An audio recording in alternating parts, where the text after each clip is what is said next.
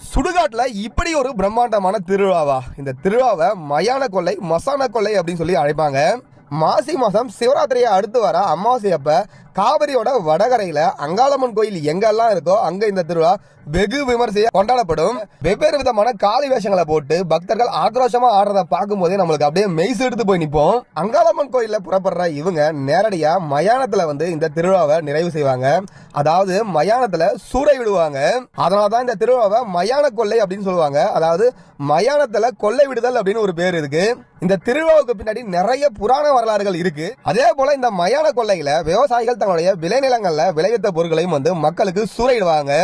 காவிரியோட வடகரையில நிறைய ஊர்களில் பிரம்மாண்டமா இந்த திருவிழா கொண்டாடப்பட்டாலும் இதோட ஆதி முதன்மையான இடம் அப்படின்னு கேட்டீங்கன்னா செஞ்சி அடுத்துள்ள மேல்மலையனூர் அங்காளம்மன் கோயில் தான். பலருக்கும் இந்த திருவிழாவை பத்தி தெரிஞ்சிருக்கும், சிலருக்கு தெரியாம கூட இருந்திருக்கும். இந்த திருவிழா பத்தி உங்களுக்கு என்ன தெரியும் அப்படின்றத கீழே கமெண்ட்ல குறிப்பிடுங்க, நாங்களும் தெரிஞ்சுக்கிறோம். நன்றி, வணக்கம்.